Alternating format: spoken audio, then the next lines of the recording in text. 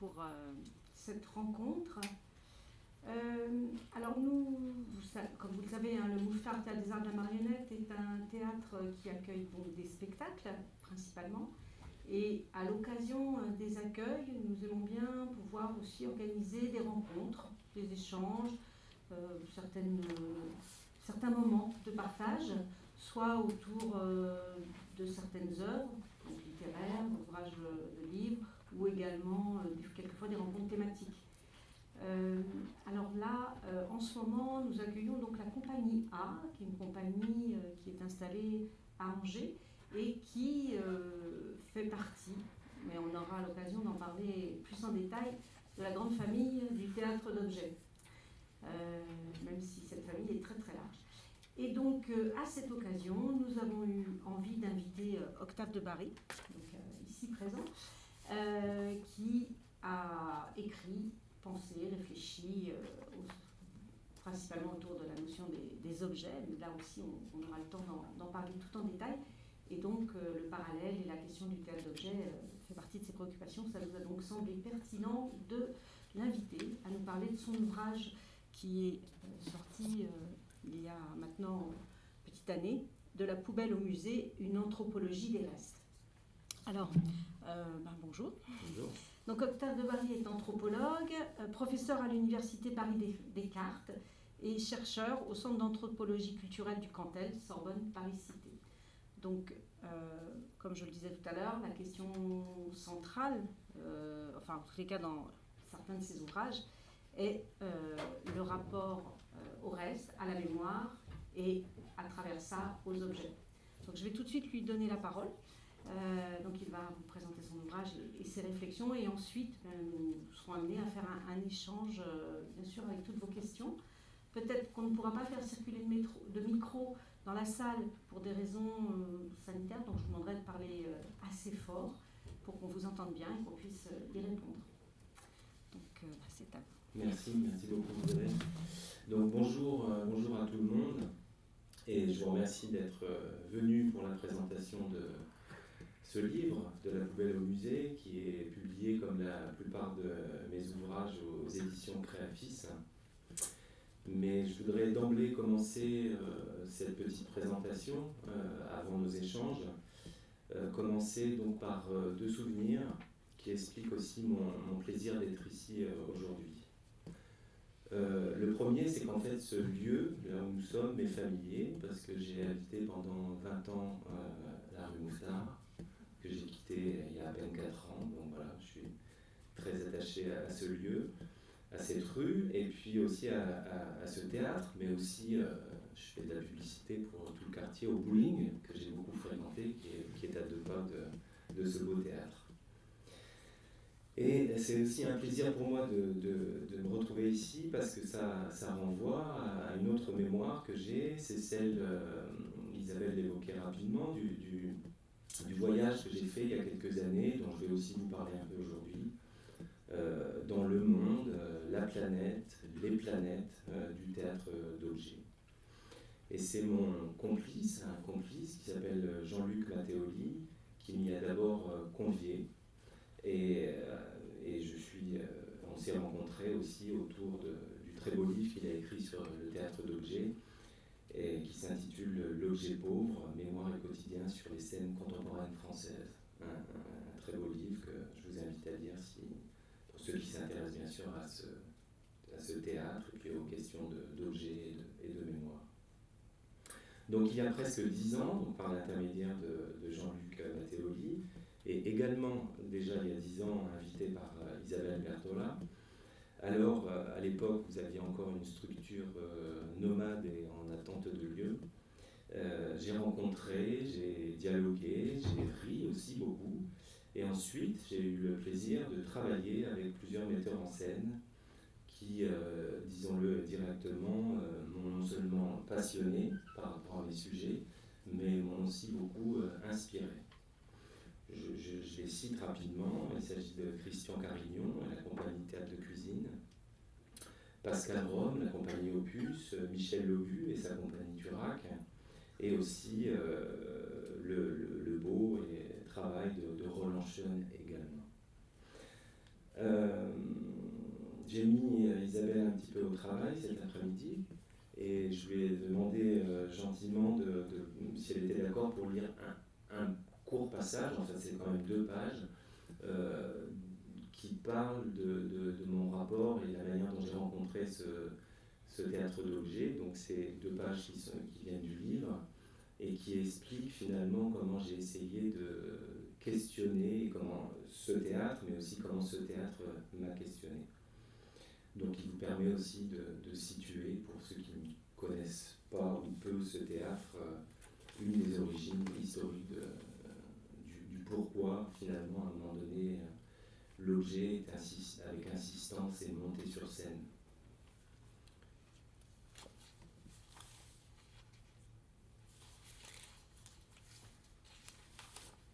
Alors, dans un siècle marqué par les destructions guerrières et les violences extrêmes, de Sarajevo à Sarajevo et au-delà, l'objet pauvre, avec ses précarités multiples, usé, abîmé, décomposé ou traité comme interchangeable ou sans importance, jetable, oppose une forme de résistance. Il persiste à être encore, à être à nouveau là, où l'on ne l'attendait pas, où tout devait disparaître. L'objet va prendre la parole au moment où celle de l'humanité devient inaudible, car meurtrie ou recouverte par le vacarme des guerres ou du commerce. Il s'agira de continuer de raconter l'histoire sur une scène où il ne reste que des objets, même les plus pauvres. Provoquer la question du devenir objet de l'humanité, comme celle de l'indifférence face à la perte du monde. Théâtre de la résistance et clandestin, qui trouve des racines dans celui de Tadeusz Kantor, qui dès 1942 développe en Pologne un théâtre de l'objet pauvre en réponse à la disparition des gens. Au sortir de la guerre, il dira « L'année 1947, une année décisive. La silhouette humaine considérée jusqu'à présent comme seule digne de foi a disparu. L'époque de la guerre et des maîtres du monde m'a conduit, comme beaucoup d'autres, à perdre confiance dans cette image ancienne aux formes magnifiquement élaborées. Comme l'explique Jean-Luc Matteoli, au-delà des formes multiples qu'il revêt aujourd'hui, ce théâtre s'est construit en réaction aux pertes multiples. L'objet mémoriel du théâtre d'objets constitue la réponse de notre temps à une destruction qui a désormais pour nom et pour masque l'obsolescence. L'objet lui-même, sauvé de la destruction totale et de la disparition, à la fois les évoque et les conjugue, voire les nie. Cette disparition est transfigurée par le jeu. Transfiguration, reprise, jeu, autant de traits communs à des objets soumis au déplacement, parfois au détournement de leur usage premier, et par là même de leur sens premier. Ce théâtre cultive un second sens, celui d'une pratique appropriative, qui, de la récupération de l'usager au prélèvement du neuf, introduit une pratique poétique, là où régnait initialement une logique utilitaire. Par ce décrochage de leur valeur d'usage initial, les objets contestent une définition qui les a servis à leur fonction, en jouant de leur force mémorielle. De cette manière, ils invoquent un droit à ne pas disparaître. Ce théâtre de la mémoire est habité par la question de la survie d'objets perdus ou promis à la perte, moins pour eux-mêmes, dans leur matérialité, que pour leur puissance narrative et mémorielle. Ce théâtre est fait de collectionneurs d'histoires qui prennent souvent le musée comme décor, comme scène primitive. Un lieu qui conjure la finitude des objets en leur promettant une vie éternelle. L'objet entre la poubelle et l'éternité. Donc ça, c'est une phrase de Kantor. Merci beaucoup. Alors, j'y reviendrai certainement, mais outre l'inspiration que j'ai puisée dans ces rencontres et ce théâtre, c'est aussi le sentiment d'avoir retrouvé un monde commun. Quelque chose, je pense, qui ressemble pour moi à l'idée de famille et qui, en tout cas, m'a touché et parlé. D'abord le théâtre, parce que je viens d'une famille de comédiens et de metteurs en scène. Et pour la petite histoire, mon grand-père est monté sur cette scène, et bien d'autres, il y a des années, bien sûr. mais aussi donc l'amour de l'histoire et des histoires, des grandes, mais aussi des petites histoires, et la fascination que j'ai pour les questions de mémoire et le rapport aux objets. Et aussi, cette attirance ou cette rencontre, elle s'est jouée aussi autour d'un sens du jeu, très présent dans ce théâtre et dans les scènes de théâtre d'objets, un sens du jeu et de la mise en scène. Mais comme me l'a dit une fois amicalement Pascal Rome, le metteur en scène, au sujet des conférences universitaires, donc de mon métier, je le cite, et il n'y a rien de plus nul au niveau théâtral, c'est le degré zéro de la mise en scène. Donc, une chaise, bon là il n'y a même pas de table, en tout cas une personne sur scène, souvent immobile, assise, qui au mieux bouge de temps en temps lorsqu'il tourne ses feuilles. C'est ce que je suis en train de faire. Donc, comme je connais bien Pascal Rome, je sais qu'il ignorait qu'il était en train de citer Roland Barthes, mais en ce qui me concerne, j'assume presque totalement ce degré zéro de la théâtralité, du travail universitaire, précisément comme un point de départ pour moi, une tension entre une pensée assise, certes, mais aussi un point de départ de l'action, du relèvement ou voire du soulèvement. Et aujourd'hui, Isabelle Berthola me permet de faire cet exercice ici, rue Mouffetard, sur scène, à bonne distance, et en plus sans masque. Donc vous comprendrez pourquoi, je l'espère, je ne pouvais vraiment pas parler avec un masque, et que je me suis aussi permis de faire ce petit prologue ou détour introductif pour vous dire ô combien ce moment est pour moi chargé d'histoire et que j'en suis très heureux. Alors j'en viens enfin à cet ouvrage, où j'en reviens, et là aussi j'aimerais partager cette présentation en remerciant l'anthropologue Philippe Descola, à la fois pour son amitié, mais aussi pour toute l'énergie positive et la générosité de son accompagnement, puisqu'il m'a permis de dialoguer avec lui pendant près de 4 années autour de l'écriture de ce livre. Et il m'a permis donc dans des conditions extraordinaires de travailler, de dialoguer et de prolonger ce partage jusque dans l'écriture même du livre par sa préface. Alors, pour introduire mon propos, je partirai d'un petit détour biographique à travers l'évocation de mon rapport aux choses et aux objets. En ce qui me concerne, j'ai une grande difficulté, pour ne pas dire impossibilité, à garder les objets, à les conserver. Et disons-le directement, j'ai besoin régulièrement de m'en séparer. Les objets, en fait, m'encombrent, m'embarrassent, au point très souvent de donner les objets, parfois de les revendre, mais surtout de les jeter régulièrement. D'ailleurs, cette difficile cohabitation domestique avec les objets me conduit quasiment quotidiennement à être interpellé par ma famille, mes enfants en particulier, quand certains objets de la maison ou leurs objets même disparaissent et viennent me voir pour vérifier que je ne les ai pas jetés. Alors, cette difficulté à garder les objets s'accompagne aussi chez moi d'une difficulté à garder en mémoire mon histoire. Pour le dire positivement, j'ai une grande capacité à oublier, à garder mes souvenirs sous forme mentale ou même sous forme d'objets. Alors, au fil des ans, la mémoire est devenue mon sujet de prédilection. En fait, et pour le dire simplement, je cherche à comprendre, comme anthropologue, ce que je n'arrive pas à faire ou à vivre.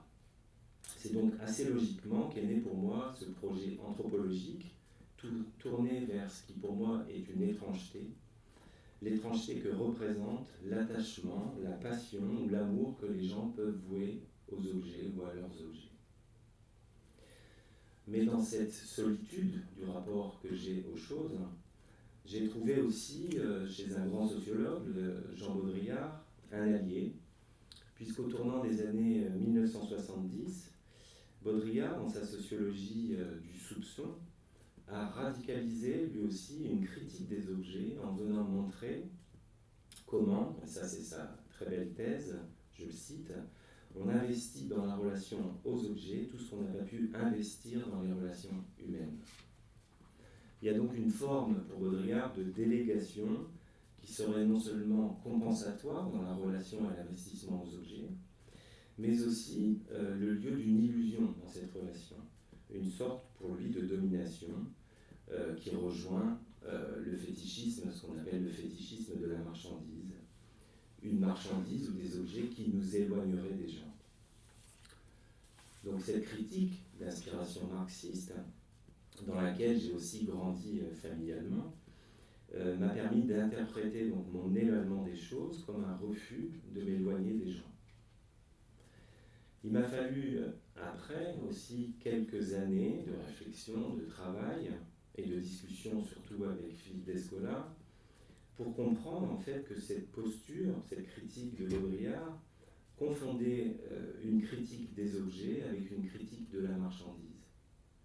Marchandise qui, en réalité, n'est qu'un statut particulier que la société capitaliste réserve aux objets. Donc j'ai tenté de creuser cet espace de la relation aux objets, à la fois face à l'insistance non seulement de la multiplication de leur présence, mais aussi aux formes d'attachement qu'on leur voue. Attachement à quoi ? Qu'est-ce qui nous lie parfois fortement aux objets ? Précisément, peut-être ce qu'ils possèdent, une capacité à vivre avec nous, à porter nos histoires. Alors j'ai tenté de comprendre la présence des objets comme une présence de l'histoire et comme une faculté, à travers les objets, de pouvoir en rendre compte de cette histoire et de cette histoire partagée. J'ai donc été amené, ou j'ai essayé de proposer, de substituer à la notion d'objet une autre notion qui, moi, m'intéresse davantage, qui est la notion de reste, cherchant ainsi à comprendre les rapports entre reste et histoire. Le reste, pour le dire rapidement, c'est ce qui résiste à la disparition, donc à la perte et au passage du temps. C'est ce qui se maintient et peut se transmettre. C'est donc un lieu éminemment d'histoire. Ma problématique est restée la même. Comment se défaire de ce qui reste ? Comment se séparer d'une histoire qui demeure présente ? De ce point de vue, ce livre traite davantage de l'oubli que de la mémoire. Donc j'essaie d'envisager à travers différentes scènes, différents lieux, différents objets, situations sociales, différentes formes d'accommoder les restes de l'histoire comme autant de modalités de séparation de cette histoire, de mise à distance.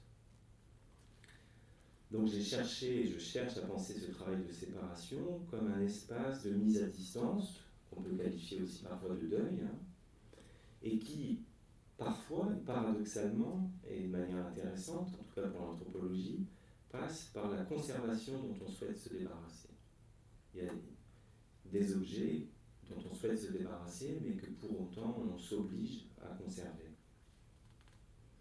C'est donc précisément dans ces moments-là que l'art de refaire quelque chose, de recycler ou de réemployer ou de revendre ou de créer à partir des restes prend un sens éminemment important. Donc je m'intéresse donc à toutes ces modalités de séparation des objets en ce qu'elles révèlent et relèvent d'un travail d'écriture, qu'on peut appeler aussi de mise en mémoire de l'histoire, et qui creuse cette séparation du temps, ce travail de séparation du temps.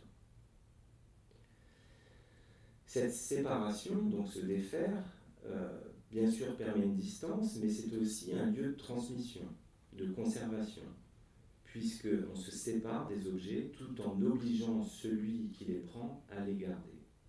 C'est donc un don qui oblige. J'évoque bien sûr les objets de musée, mais les objets de patrimoine, même les objets déchets, je parle également des objets de vide-grenier et des objets de théâtre, que j'analyse comme autant de lieux où on transfère la garde des objets aux autres pour pouvoir aussi s'en séparer, et dont le travail de mise en mémoire vise à domestiquer ce qui pour moi relève d'un difficile et parfois même d'un impossible oubli. Un des exemples que j'évoque rapidement, que je cherche à comprendre, c'est celui de l'objet déchet, comme lieu d'histoire, comme lieu de mémoire. Donc le déchet comme lieu de mémoire. Puisque le déchet, c'est ce qui pose la question du traitement, plus exactement du retraitement de l'identité. Le déchet, c'est ce qu'on qualifie à travers l'idée de la présence d'une chose qui est altérée, qui parfois est détériorée, et souvent en voie de perdition. C'est une altération qui nous oblige à nous séparer de ces objets qu'on qualifie déchets, et dont la définition, l'ontologie de l'objet déchet est tout à fait particulière parce qu'elle repose sur sa spatialité. Les déchets sont des choses en mouvement, sans place, dont on se sépare physiquement dans l'espace.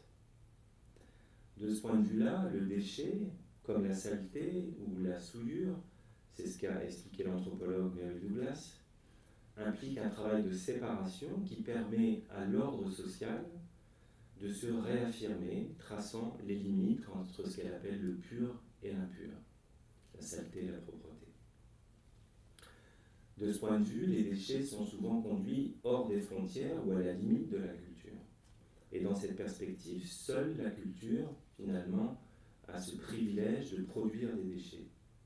La nature, dans notre conception moderne et occidentale du monde, n'en produit pas. Or, ce sont autant ces altérations culturelles que ces altérités insoutenables qui sont écartées, mises au banc, reléguées, voire maltraitées par notre société. J'aimerais juste ici, à ce propos, souligner l'analogie qu'on peut faire entre le traitement de ces choses autres, ces objets déchets, et ces autres, qui sont parfois aussi des sujets, avec lesquels nous n'arrivons pas à vivre, continuer de vivre, avec lesquels qu'on a du mal à accueillir, autrement qu'en les reléguant. Il s'agit bien sûr des gens exclus, comparés parfois à des déchets sociaux, difficilement récupérables, qui eux aussi sont condamnés à des déplacements continus. Venant parfois d'une prétendue altérité culturelle, qu'ils soient appelés migrants, ou d'une altérité sociale, qu'ils soient appelés pauvres, tous sont sans lieu, sans domicile et condamnés à des formes d'errance multiples. Une petite parenthèse que j'ouvre, un des destins que l'œuvre de l'abbé Pierre a réservé à certains de ces pauvres et de ces êtres en errance est précisément d'essayer de réussir ce miracle, de tenter de requalifier socialement des gens exclus de la société à travers une opération bien précise qui est celle de la requalification d'objets qui eux-mêmes sont délaissés ou donnés ou abandonnés par la société de consommation. Donc l'aventure d'Emmaüs a assez logiquement choisi comme nom celui de la première ville où précisément Jésus est apparu après sa résurrection, puisqu'il s'agit vraiment d'un travail de résurrection, de requalification sociale à travers des objets qui eux-mêmes étaient destinés à être perdus ou à être abandonnés. Autre dessin que j'évoque rapidement, celui des objets déchets et en particulier aujourd'hui dans ce refus d'abandonner, de les abandonner à travers l'idée que tous nos restes, tous nos déchets devraient être soit recyclables ou réemployables. C'est cette idée de plus en plus courante qu'on appelle l'idée du zéro déchet, qui est une sorte d'idéal à la fois de citoyenneté et d'écologie, qui impliquerait à la fois de recycler et de réemployer à l'infini les objets pour congédier même l'idée de fin, de perte ou de mort. Alors finalement, à travers cette idée de déchet zéro, on s'aperçoit qu'une des réponses à la crainte de la catastrophe écologique rencontre en fait un des rêves silencieux du capitalisme en promettant une vie ou des revies éternelles à ces marchandises, c'est-à-dire qu'elles soient en permanence circulatoires et toujours qualifiables en tant que marchandises d'échange. Et ce rêve se conjugue aussi avec l'idée que ces sociétés seraient si fortes, si puissantes, qu'elles pourraient prétendre tout maîtriser, tout calculer, tout recycler, tout prédire ou tout contrôler. Le moment que nous vivons, bien sûr, son inquiétude, son incertitude, invite certes non seulement à accepter davantage, en ce qui me concerne, l'idée de donner une plus grande place, plus paisible à cette notion d'incertitude ou d'incontrôlable, comme principe de vie, comme principe aussi mystérieux, qui nous échappe, mais aussi face à l'ordre politique qui, lui, dans lequel nous sommes, ne cesse de renforcer nos contraintes face, ou comme réponse classique qu'il a face à ces incertitudes multiples. Je reviens, si vous voulez bien, au théâtre d'objets, et je dirais que finalement, par rapport à ce théâtre, j'ai aussi beaucoup partagé un sens aigu de l'amour des histoires et de la tentative de faire parler les choses. Réussir sur les scènes du théâtre d'objets à faire davantage mieux parler les choses que les individus. C'est un théâtre qui permet à l'objet de prendre la parole et nous aide aussi de ce point de vue-là à rompre le silence. Avec des objets d'histoire qui parfois racontent des légendes et des objets qui parfois mentent. Je voudrais juste faire écho et raconter rapidement une petite situation dans laquelle je me suis retrouvé, dans laquelle m'a mise le metteur en scène que j'évoquais tout à l'heure, qui est Pascal Rome.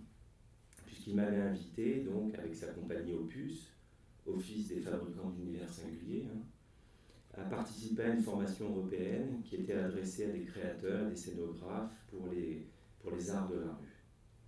Le thème du stage qui avait été retenu, c'était porté sur les patrimoines imaginaires et les objets bricolés. À la fin donc, de cette résidence et de ce séjour, Pascal Rome m'a proposé de commettre avec lui une conférence publique à 2 voix dans une librairie, ça se passait à Niort, sur le thème des bricoles et des objets rêvés.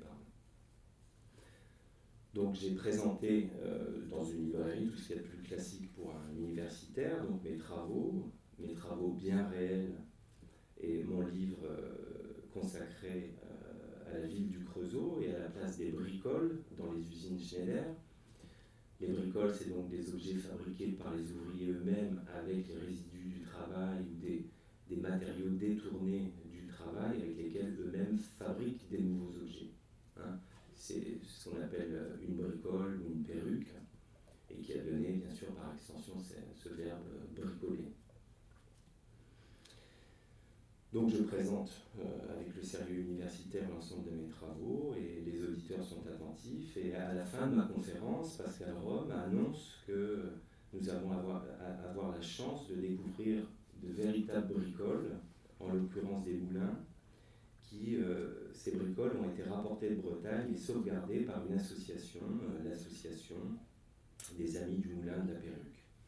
Je cite Pascal Rome présentant ces objets qu'il avait lui-même rapportés. Il s'agit donc de curiosités mécaniques bricolées par les habitants eux-mêmes, qui ont été rassemblées par un cantonnier à la retraite, M. Noël, après l'arrivée de l'électricité en Bretagne. À l'origine, ces moulins permettaient d'offrir une sorte d'indépendance énergétique pour un petit village.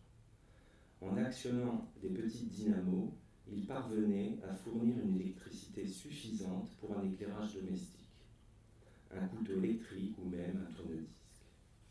En 1966, lors du raccordement du village au réseau EDF, de nombreux moulins ont été recyclés et se sont trouvés de nouvelles raisons pour tourner encore. Ces insolites témoins du passé se sont mis à parler du pays. Donc Pascal Rome a présenté dans la salle et au public un moulin à détricoter les écharpes, un autre moulin qui sert à effrayer les blaireaux, un autre à fabriquer de faux billets, c'est quand même assez pratique, et un autre à faire bâiller d'ennui les huîtres.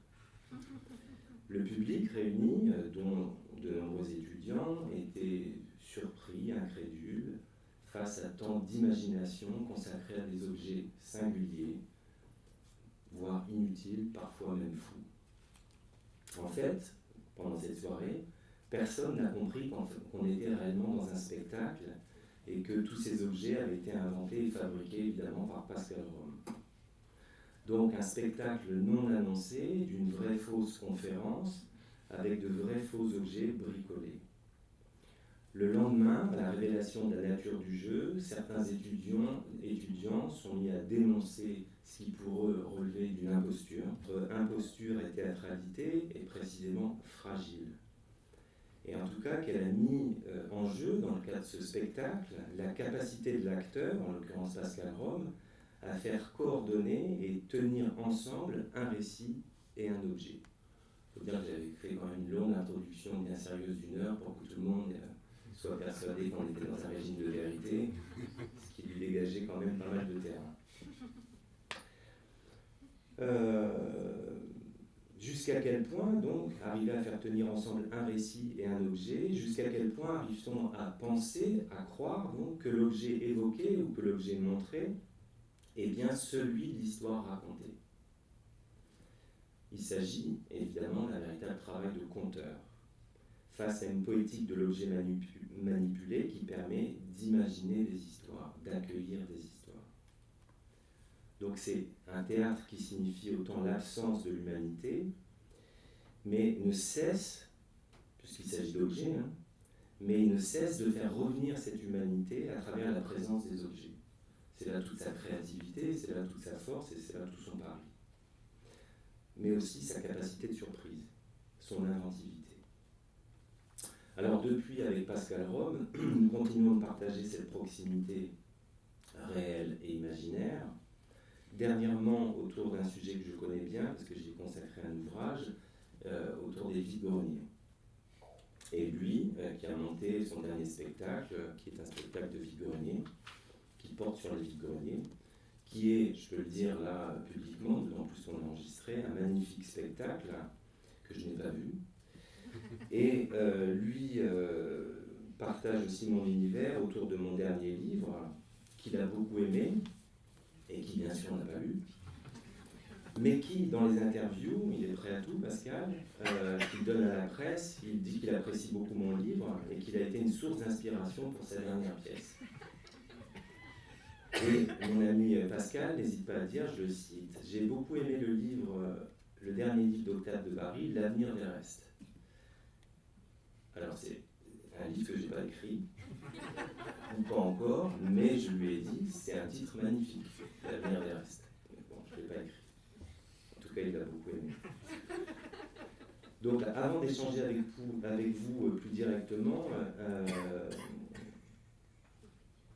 un dernier mot, j'espère que je ne suis pas trop long. Non, ça va. À propos de tous ces arts d'accommoder les restes de l'histoire, j'ai tenté donc moi de recueillir sur mes terrains que j'ai rassemblés dans ce livre.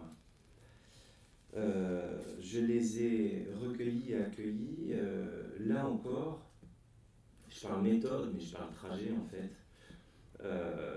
J'ai rassemblé tous ces restes d'histoire sur le mode de la récupération également. Parce que j'ai récupéré l'histoire des autres et j'ai tenté, moi, d'y lire une histoire commune, un destin commun, pour peut-être, je reviens à ce que je disais au point de départ, essayer de retrouver, peut-être pas complètement, mais en tout cas un peu la mémoire. Parce que pour moi, l'anthropologie, c'est précisément une manière de regarder, de se promener, de marcher, et très souvent, cette promenade de l'anthropologie, elle se fait à contre-temps. Quand je dis à contre-temps, je dis aussi qu'elle se fait contre le temps lui-même. Parce que l'anthropologue, c'est celui qui s'arrête là où tout le monde marche, là où tout le monde court. Il interroge, cet anthropologue, aussi ce qui ne fait plus question. Il regarde aussi ce qu'on ne regarde pas ou ce qu'on ne regarde plus. Comme autant de manières d'essayer de voir et de penser un autre rapport au monde dans un exercice qui lui aussi est proche d'une tentative de redéfinir le réel. Et c'est une anthropologie que moi j'aime comparer, en tout cas essayer de vivre comme une forme de flânerie. Et le flâneur, lui aussi, comme l'anthropologue, est dans un état de rêverie qui renvoie aussi, pour le coup, à la figure de l'errant, sans lieu ni domicile fixe, ni d'objet propre, ni d'objet plein, peut-être que des restes, en tout cas ni objet propre à son histoire. Et sa promenade donc l'invite immanquablement à la table des autres, au milieu des restes du monde, à un voyage donc dont l'anthropologue fait profession. quand j'ai évoqué cette dimension de flânerie avec Philippe Descola, il n'a pas manqué de me rappeler amicalement que si l'anthropologue est un flâneur, effectivement, c'est quand même pour lui un flâneur contrarié. Pourquoi ? Parce qu'il ne peut pas s'empêcher de rendre compte de sa flânerie, finalement d'écrire, de rendre compte et donc de lui devoir quelque chose à cette flânerie. Il n'est pas tout à fait libéré, ou il est peut-être effectivement contrarié. Mais finalement, rendre compte de ces flâneries, la raconter dans un livre, cela permet bien sûr de transmettre ses idées, mais, je reviens à mon point de départ, aussi de s'en débarrasser. Donc, peut-être que j'y arrive finalement à ce débarras. Et dans tous les cas, ce débarras, il permet aussi des rencontres, et souvent des belles rencontres, et je suis très heureux d'être là avec vous cet après-midi. Je vous remercie.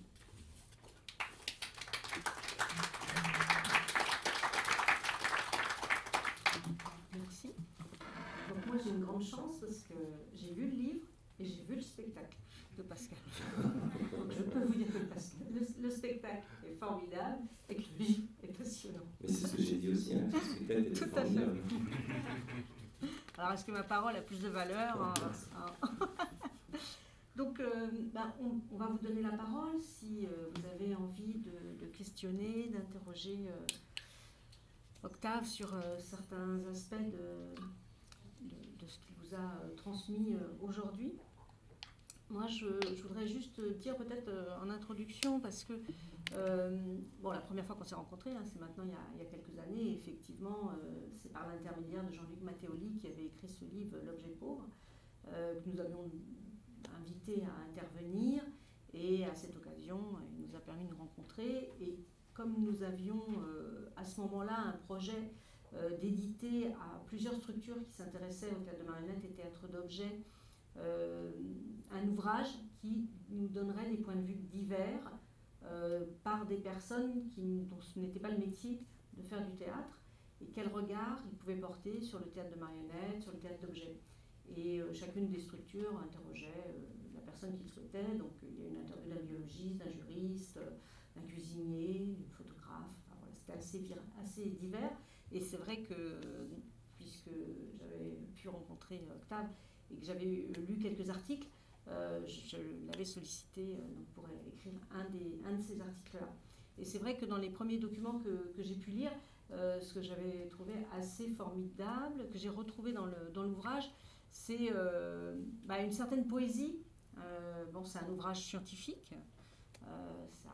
Il est lié à des recherches, à toute une réflexion, et en même temps c'est un ouvrage très poétique, à la fois par ce qui est décrit, les situations qui sont décrites, et donc dans les articles que j'avais lus, je n'avais jamais regardé, je fréquente certaines brocantes et certains vide-greniers, je ne suis pas assidue, mais et il y avait tout un passage qui décrivait entre autres la Bradée de Lyre, où effectivement la manière dont sont agencés les objets pour donner envie de les vendre, puisque les personnes sont là pour les vendre, le regard qui était porté était aussi la même chose que peut-être on pouvait porter dans un musée où l'installation n'était pas faite au hasard, mais bien selon des règles précises et des envies précises. Et j'avais trouvé ça assez intéressant de regarder ces aspects-là, cette situation, sous cet angle-là. Donc ça, c'était une chose. Et l'autre chose que j'ai retrouvée là vraiment dans l'ouvrage et que je trouvais assez passionnant, c'est le vocabulaire qui peut être utilisé à certains moments pour exprimer des idées. Et entre autres, j'ai bien aimé l'idée des objets endimanchés, puisque ce sont les objets qui sont donc justement déposés, présentés dans le cadre des puces, des vide-greniers, des brocantes, qui ont souvent lieu le dimanche. Et d'où cette notion d'objet endimanché. Et c'est vrai que je trouve qu'il y a dans l'ouvrage plusieurs moments où les mots sont là et pas du tout de manière anodine, ni dans le sens, mais aussi dans la forme, quoi. Donc voilà, je ne sais pas si vous amusez à ce travail sur la langue. Oui, c'est le plaisir des mots, des idées, de la recherche dans la langue aussi, et des déplacements. Alors, des déplacements, ça peut se regarder comme des jeux de mots, mais c'est aussi une manière de voyager dans la langue. Et là, je pense que pas très loin du théâtre. Ah non, ben voilà, oui, c'est Et pour de la ça. Alors scène. là, c'est très clair que la rencontre avec le théâtre d'objets, pour moi, dont j'ignorais tout, hein, avant de rencontrer Jean-Luc, de vous rencontrer, de rencontrer ces metteurs en scène, là, pour le coup, ça m'a ramené à tant de choses. Et Isabelle évoquait la question de la scénographie, de la mise en scène. Au théâtre, c'est une évidence totale. Mais c'est des sujets sur lesquels moi je travaille depuis très longtemps aussi dans le monde des musées. Là aussi, on a des scénographes, on dispose des objets, on essaie de leur faire raconter des histoires, souvent péniblement, mais on essaie en tout cas dans les musées. Et puis effectivement sur d'autres lieux, d'autres formes de théâtre d'objets, que sont les vide-greniers. Donc peut-être je vais vous laisser la parole, mais peut-être je reparlerai tout à l'heure. Alors, est-ce que vous avez des questions qui se lancent? Ou des commentaires, Ou des pas commentaires. forcément. Oui. Alors, qu'est-ce que ça vous inspire? Alors allez-y, je vous demande juste de parler un peu fort. Oui, bonjour, merci beaucoup. Justement, moi j'ai une curiosité à l'égard de vos terrains ethnographiques. Vous parlez des vide-greniers, donc j'aimerais bien juste vous entendre un peu sur vos différents terrains. Est-ce qu'ils sont étrangers, ici, les vide-greniers, quoi d'autre, les musées? Et comment est-ce que sur quoi vous portez votre regard sur la disposition de ces objets donc dans les vide-greniers, mais peut-être plus de détails. Oui, moi, pour le résumé, la route la plus courte pour les vide-greniers, qui est celle du détour biographique pour moi, je l'ai dit plusieurs fois. En termes biographiques, moi je suis né sur un vide-grenier, c'est-à-dire que j'ai grandi dans le département de la Somme, qui est le département dans lequel se tiennent le plus de vide-greniers en France. Et donc, c'est la sortie dominicale par excellence. Et finalement, donc c'est cette proximité-là, ce qui est notre manière d'essayer de répondre à la question. Moi, je suis un anthropologue du proche, du très proche,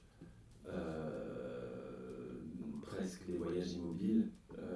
C'est-à-dire que ce qui m'intéresse, c'est justement d'essayer de creuser ce que d'autres ont très bien appelé l'inframasse ou l'infraordinaire, c'est-à-dire ce que Philippe Descola appelle une anthropologie des interstices, c'est-à-dire que finalement, voilà, il y a ces proximités spatiales, sociales, mais si on creuse, si on regarde bien, finalement, il y a une grande distance et on peut voyager même à l'intérieur de cette proximité-là.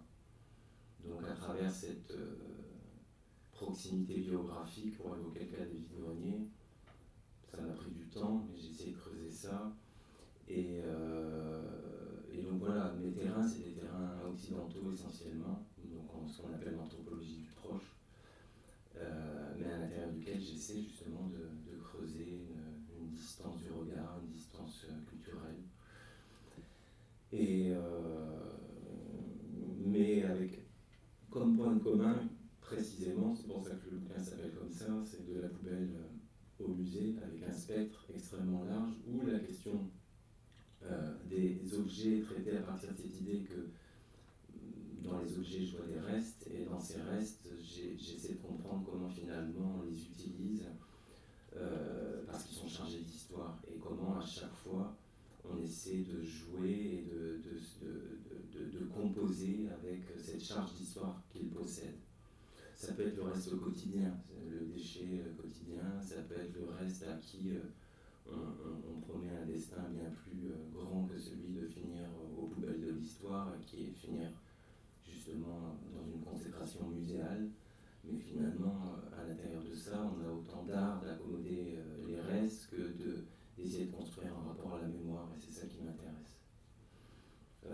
Mémoire courte, mémoire longue.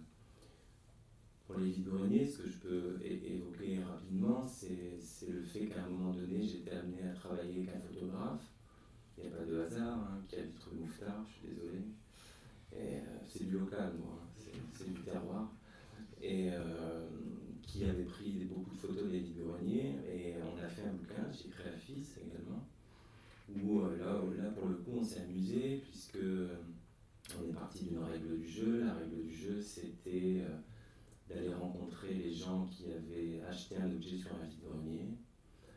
Et Philippe Gabel, donc le photographe, les photographiait, donc il faisait des portraits, parce que moi j'ai appelé des portraits de couple, hein. C'est-à-dire après la rencontre avec l'objet, il y a cette alliance qui fait que les gens repartent chez eux vivre avec l'objet qu'ils viennent d'acheter. Et puis donc il fait des portraits de jeunes mariés, comme ça, de couple, personne, objet.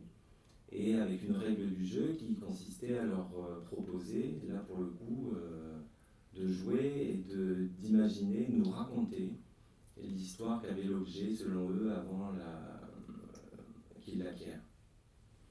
Et donc forcément, ils savent peu de choses.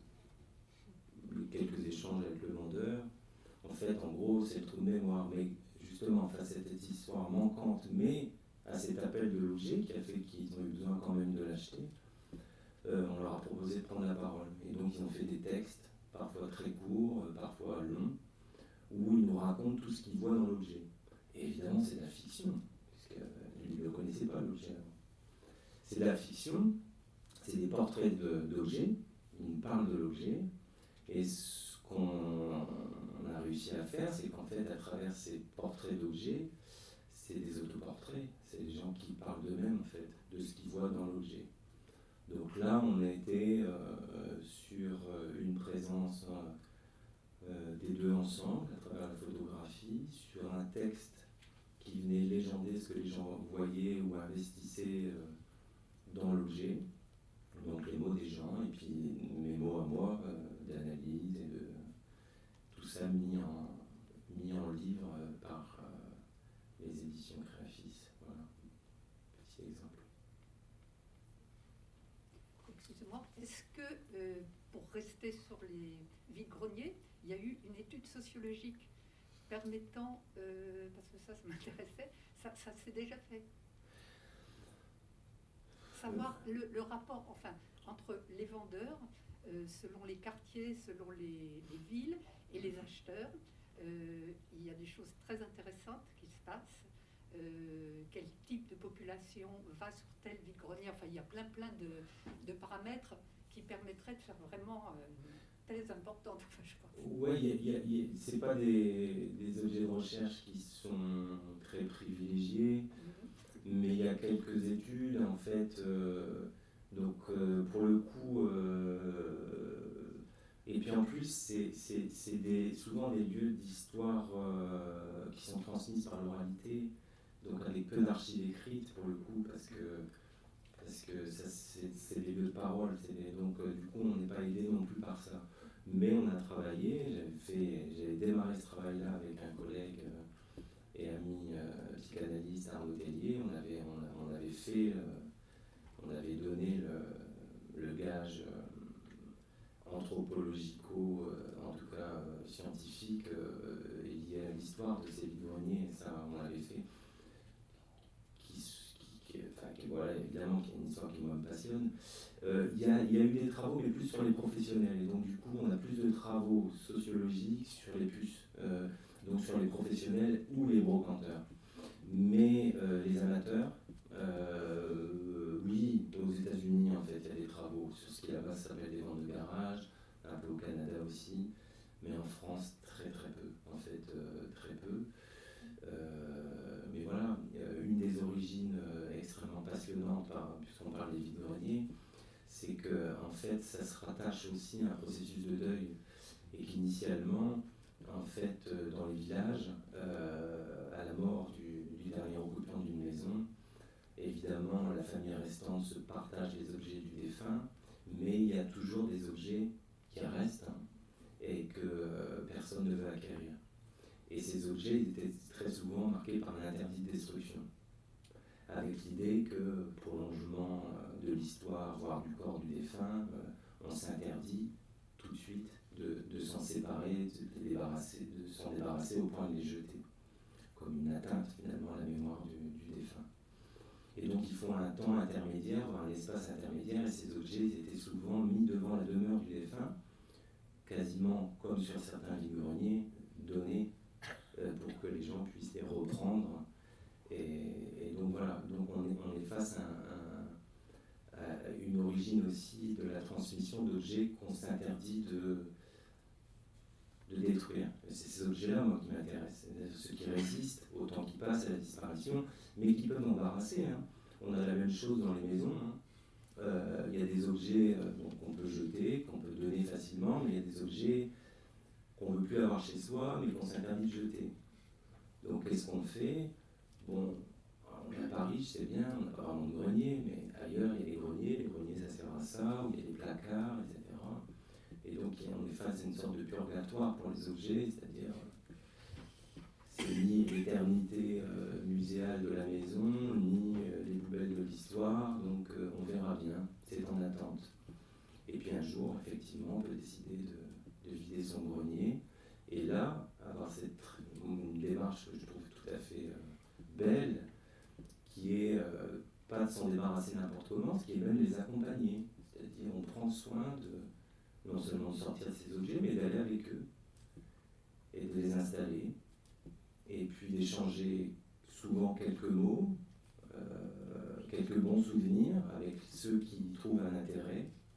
Je parle des vides-greniers, je ne parle pas des antiquaires ni des brocantes, je ne parle pas des professionnels, je parle des gens qui ont amené leurs propres objets et qui prennent le temps de s'en séparer, de les transmettre, souvent à prix d'amis, pour 3 fois rien, à des gens qui y connaissent quelque chose ou qui y reconnaissent quelque chose. Et c'est cette reconnaissance-là qui, moi, m'a intéressé d'un point de vue anthropologique à analyser, parce que c'est autour de ces échanges-là que finalement, même si ça prend la scène d'un échange marchand, ce sont des marchés, en fait on inverse les règles du jeu, puisque plus l'objet est connu, reconnu par celui qui le désire, par une histoire que finalement s'aperçoit qu'il partage entre celui qui vend et celui qui veut acheter, plus l'objet a toutes les chances d'être quasiment donné ou vendu pour peu cher. Par contre, si vous n'y connaissez rien, alors là, c'est la taxe touristique directe, et c'est pas qu'on vous a arnaqué, mais puisqu'il n'y connaît rien, le prix va avec. Est-ce que vous avez une autre remarque, une question? Envie de partager quelque chose? Ça peut créer des drames familiaux de jeter les objets de vos enfants? Faut que j'assume. J'essaie. Des questions au minimum, des reproches bien sûr, mais j'ai pas dit non plus, mais même si c'est peut-être un peu vrai, mais que je jetais que les jouets, hein, parce que alors là c'est très terrible. Mais non, voilà, c'est cette idée d'une difficile cohabitation pour moi avec les objets, qui tend du coup à réduire leur présence. Et en même temps, je passe mon temps à les interroger et à me déplacer dans des lieux où les gens sont passionnés par les objets, attachés, ils donnent tout leur temps, parce que je travaille beaucoup sur et dans les musées. Et donc voilà, donc j'essaie pour le coup de comprendre, quoi. Mais voilà, en même temps, c'est le même type de tension entre, qui est aussi pas si étrange en anthropologie, hein, on est aussi attiré vers ce qui en même temps peut susciter de la distance aussi, parfois, c'est-à-dire qu'on n'est pas en train de travailler que sur des sujets ou des objets qui nous intéressent ou qu'on aime, donc il y a des formes de résistance qu'on essaie aussi de travailler. Je sais plus ce que j'allais vous dire, mais prendre comme exemple, mais voilà, on est dans des tensions, c'est ça, qui m'ont amené aussi à trouver, par exemple, dans certains usages qu'on peut faire des objets, bon, là on a beaucoup évoqué le théâtre d'objets, mais de l'art contemporain, un autre domaine sur lequel je travaille, beaucoup d'artistes qui travaillent évidemment à des œuvres qui impliquent de la matérialité, des objets, mais qui questionne notre rapport aussi beaucoup, en tout cas ce qui m'intéresse au temps et à la mémoire, et qui passent aussi toute une partie de leur travail à créer des dispositifs de rencontre entre les publics et leurs œuvres, autour de dispositifs où finalement l'implication du public dans l'œuvre passe souvent aussi par un moment par la disparition de l'objet. Et cet objet qui disparaît, sous forme d'un monument ou sous forme d'une œuvre plus générale, peut amener les gens à prendre la parole après. Et donc c'est aussi cet art contemporain qui moi m'a intéressé, où là, pile, on est vraiment entre présence et absence. Hein. Et ça m'intéresse beaucoup. Oui, par rapport aux déchets et à l'art contemporain, j'aimerais votre point de vue d'anthropologue par rapport à un artiste comme Speury.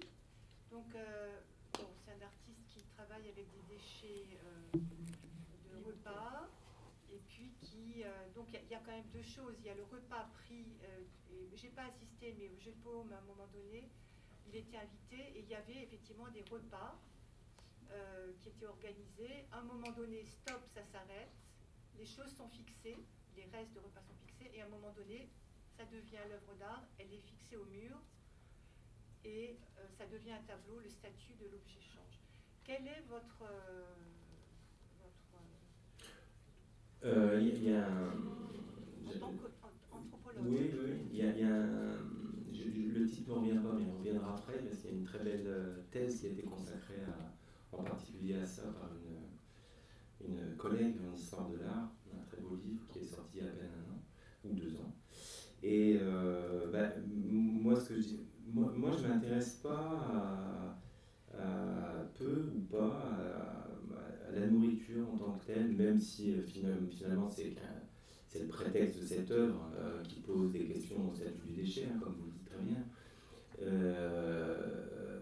Mais le fait que, et depuis déjà des décennies en art contemporain, on est invité avec autant d'insistance les déchets à prendre place non seulement dans l'art et dans les musées, au lieu justement, et donc dans des lieux de conservation, de célébration, de consécration et de valorisation, bien sûr on a retourné l'identité sombre du déchet qui lui est destiné à être jeté, à être relégué, à être dévalorisé, voilà.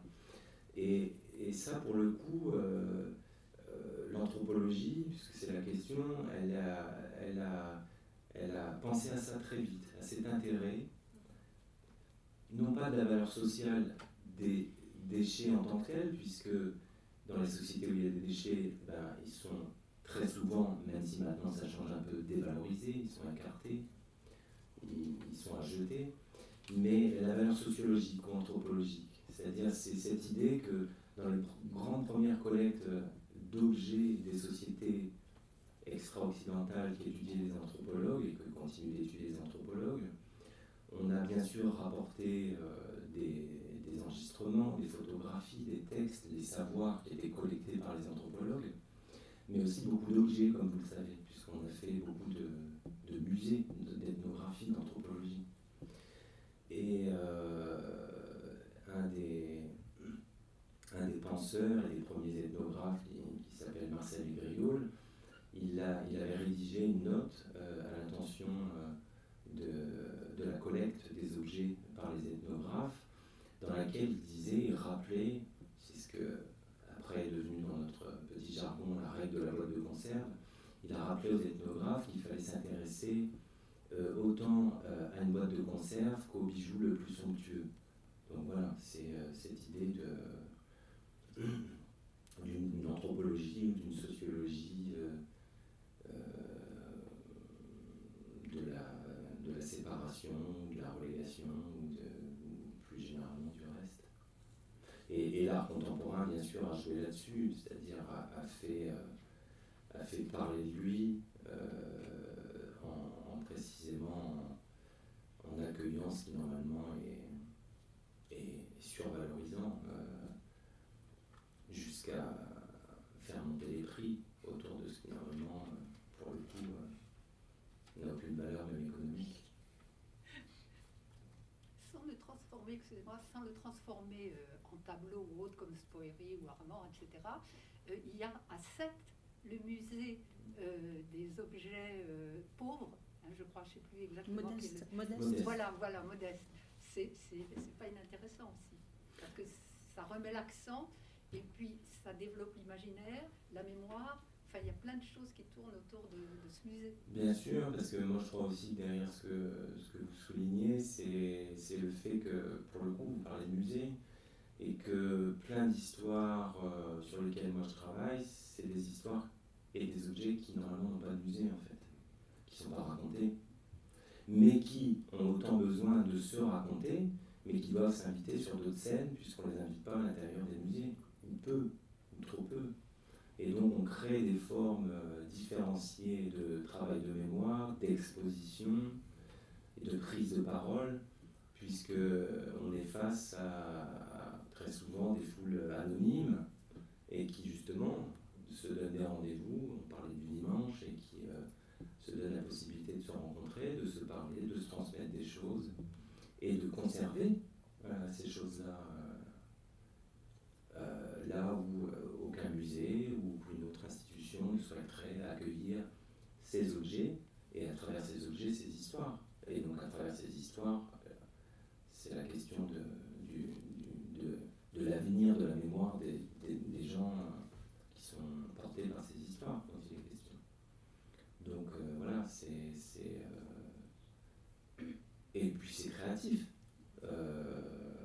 Du coup, ça nous met face à des situations, des scènes, des échanges et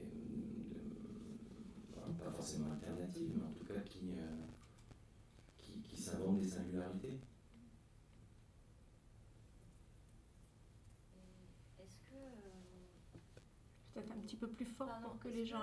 dans votre travail, vous observez une mutation aujourd'hui par rapport à justement cette histoire de l'art qui s'est réappropriée des objets dont on ne voulait plus, par exemple Cantor, par exemple, etc. Et aujourd'hui, le rapport qu'on a à certains objets, je pense aux masques par exemple, mais une impossibilité à oublier ces objets, ou les déchets nucléaires, une impossibilité de s'en séparer, on ne pourra jamais les détruire, ils seront toujours là, en tout cas on ne sait pas encore comment les détruire. Est-ce que vous observez ça dans le champ de l'art, comment on va traiter ces déchets-là aujourd'hui sur les scènes de théâtre par exemple De quels déchets vous parlez alors sur tout ce qui est... Les déchets nucléaires sur la non, scène mais pas de- les déchets nucléaires, mais cette notion-là, en fait, aujourd'hui, des objets dont on ne peut plus se défaire, qu'on a créés, qu'on ne pourra jamais détruire. Enfin, là, effectivement, il y a la question des masques en ce moment, mais il y a beaucoup d'autres objets comme ça, je pense. Ah, des masques, moi, oui, d'accord, non, mais moi j'étais Pas les masques de théâtre, donc. Ouais, c'est ça, ok. Nos masques quotidiens. Bah, il faut un petit peu de recul aussi, non? Non, mais il n'y a pas que ça, je pense. Enfin, c'est ce changement, parce que tout à l'heure, vous parliez par exemple le recyclage, qui peut être aussi un des aspects du capitalisme, etc. Mais en même temps, il y a une vraie question aujourd'hui de la surconsommation, de l'accumulation de tous les objets, etc. Enfin voilà, c'est juste questionner ça. Est-ce qu'on n'a pas changé aussi notre rapport aux choses, et à la conservation et à la mémoire qu'on va mettre dans les choses, puisqu'on les accumule et que elles ont de moins en moins de valeur aussi. Ça, c'est le fameux prochain livre, L'avenir des restes, dont parlait Pascal Rome. Donc, ce sera là, je vous promets, il y aura une préface de Pascal d'ailleurs, qu'il a déjà écrite avant le livre.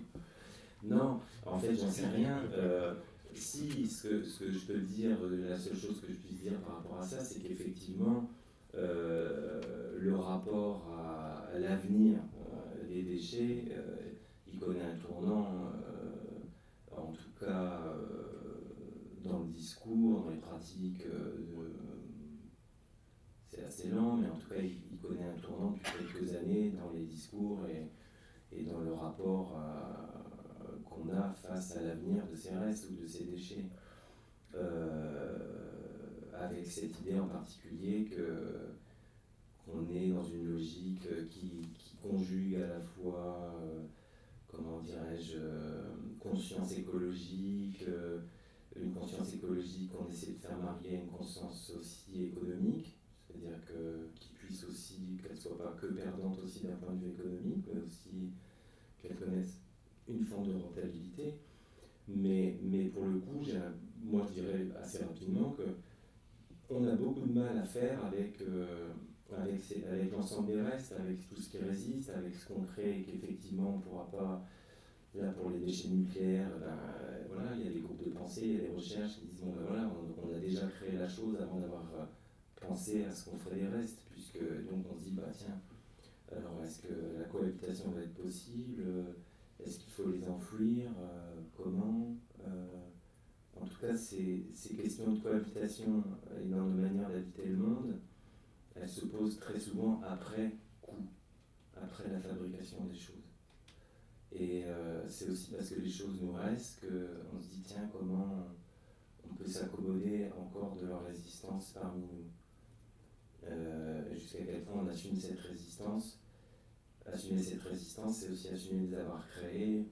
Bon, parfois c'est aller plus vite que ce qu'on aurait pu en dire si on avait plus discuté de ces questions-là. Voilà. Voilà ce que je peux dire. Je vais essayer de dire. Est-ce qu'il y a encore... Oui, Alice, un petit peu plus fort là, enfin. Là, à vous écouter, à voir toute cette prolifération d'objets, et Dieu sait que j'aime les objets. Je suis scénographe, j'ai beaucoup travaillé avec eux, mais je me disais que cette coutume des gitans de faire brûler la caravane du défunt avec tous ces objets dedans, sauf les bijoux, avait peut-être quelque chose de très sain. D'aller vers cette... dans le contexte actuel où on a une espèce de prolifération, et je me disais, c'est bizarre, ils ont cette coutume-là, et en même temps, c'est quand même un grand peuple de récupérateurs et de chiffonniers. Je me disais, c'est un peu un paradoxe. Enfin voilà, je me suis... Si on fait la symétrie du paradoxe, on n'est pas vraiment, nous, des récupérateurs et on conserve. Si on fait la symétrie du paradoxe. Donc on passe notre temps à garder quand même.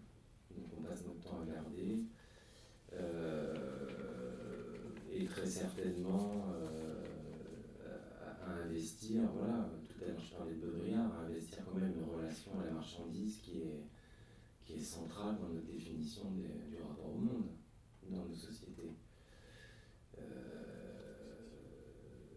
C'est-à-dire que on est dans une identification sociale qui passe aussi par la possibilité de pouvoir posséder ou consommer certains biens et qui ont directement une définition ontologique, enfin, un rapport à notre identité sociale, notre pouvoir social, notre statut social. Après, sur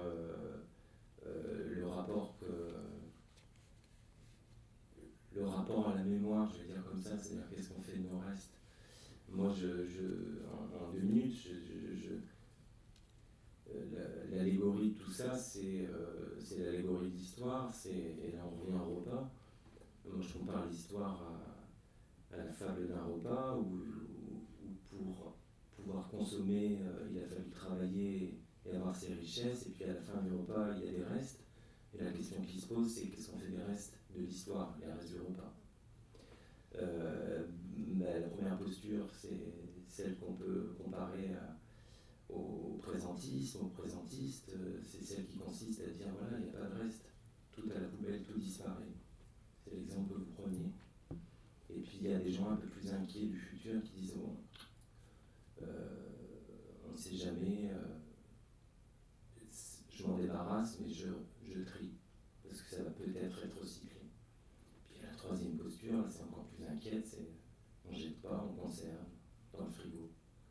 Donc voilà, c'est ça aussi le rapport à la mémoire, c'est comment, à travers le traitement qu'on réserve à nos restes, quels qu'ils soient, quotidiens ou communs, ou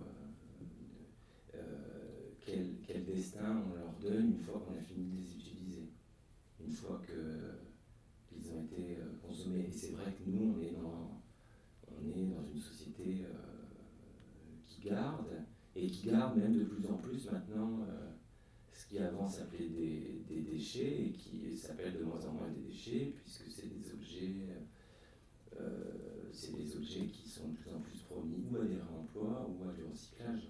Donc on se rapproche de ça aussi maintenant. Donc on accumule tout, le neuf comme l'ancien, comme l'entre-deux. Bon, on va peut-être conclure. Donc moi je voudrais revenir à... Vous vouliez poser une dernière question? Oui, non, c'est pas une question, c'est juste pour... j'ai eu la chance de l'avoir à Noël comme cadeau de Noël. Ça c'est bien. Ça. Et ça m'a servi énormément comme point de départ je faisais des recherches au Louvre sur l'art contemporain indien et sur cette notion d'indianité dans l'objet, avec le constat d'une inversion de valeur entre la hauteur du Taj Mahal qui vient de se faire dépasser par une montagne de déchets et qui va être... voilà. Et voilà, du coup c'était pour dire aux gens qui ne l'avaient pas lu que c'était un super livre, si vous avez l'occasion. et voilà, c'est tout. Merci du coup beaucoup pour m'avoir guidé dans ma recherche. Merci à vous. Plaisir. Vous aurez pu être la conclusion. Entre autres, donc, les livres sont en vente en haut, donc si vous êtes intéressé, vous pouvez nous les demander. J'imagine que vous accepterez même de les dédicacer. Moi, je voulais revenir juste à la question du théâtre, puisqu'on est dans un théâtre et que c'est une de mes préoccupations principales. Ce que j'ai trouvé assez intéressant dans le livre, enfin très intéressant d'ailleurs, c'est effectivement l'analyse, c'est un regard, hein, on peut probablement porter d'autres, bien évidemment, là, avec cette posture et cette pratique, en fait, de l'étude de l'objet. Sur la question du théâtre d'objet, parce que le théâtre d'objet, c'est un peu la tarte à la crème aujourd'hui dans le théâtre de marionnettes, dans le théâtre où tout est théâtre d'objet. Mais est-ce que vraiment tout est théâtre d'objet ou non? Et c'est toujours un questionnement. Est-ce que parce qu'il y a des objets sur la scène, on peut l'inscrire dans cette grande famille du théâtre d'objet? Et ce qui est très intéressant dans le livre, même si, bien sûr, vous vous intéressez à quelques artistes que vous avez croisés, mais il y en a d'autres, surtout depuis une dizaine d'années, il y a bien sûr le secteur a évolué, mais justement, le regard qui est porté et le statut de l'objet, la place de l'objet est extrêmement singulière chez chacun de ces artistes-là et ne joue pas le même rôle et ne raconte pas la même chose. Et je crois que ça, on le sent vraiment bien dans le livre. Et donc, puisque ce n'est pas un livre d'études théâtrales ou qui ne vient pas de ce secteur-là, c'est vraiment intéressant d'avoir cette approche complètement complémentaire, un petit peu d'un pas de côté, mais qui nous éclaire vraiment dans notre questionnement sur ces formes de théâtre. Et ça, je trouve ça très très riche, ce croisement et comment toutes ces informations, toutes ces idées circulent. Là-dessus, ma petite rencontre avec le théâtre, ou certains théâtres d'objets, compagnie, donc, et personnes et spectacles, était vraiment marquante pour moi, parce que j'ai rarement vu dans les terrains que moi j'ai pu faire des gens qui étaient en train de faire autant de choses avec autant de soin, d'investissement, de passion, et des doutes quasi existentiels sur leur identité, sur leur nomination, c'est-à-dire comment ça s'appelle, qu'est-ce qu'on fait. Et ce doute-là, j'ai trouvé ça, que ça relevait d'une fragilité extrêmement généreuse et ouverte. Et voilà, et ce qui me revient, c'est un mot, c'est-à-dire ce doute existentiel, c'est est-ce qu'on existe, on n'existe pas, et voilà, entre l'être et le non-être, il y a le peut-être. Et ce peut-être, ça j'ai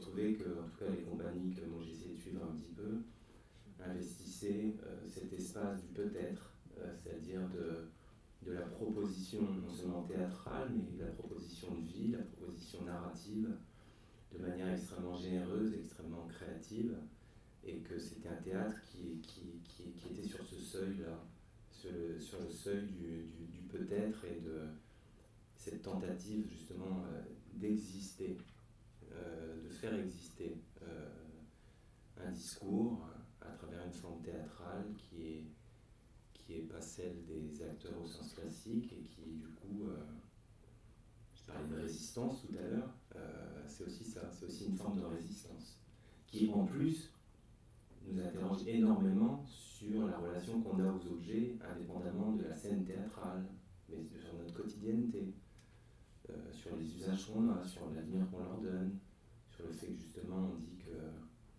on n'en a plus besoin, qu'on peut s'en séparer. Je pense à Christian Carignon. Alors, lui, il trouve beaucoup de ses objets chez Emmaüs. Voilà, évidemment. Tout ça est lié. Ces objets qui sont délaissés, auxquels on ne trouve plus d'intérêt, c'est ceux qui les intéressent très souvent, le plus souvent. C'est les plus intéressants. Ceux dont on veut se défaire. Bon, les surréalistes sont passés par là et ont aussi fait leur marché aux puces, hein, mais ça continue tout ça. Voilà. Merci beaucoup. Merci de. Donc on peut se retrouver en haut. Ça peut dire. Merci.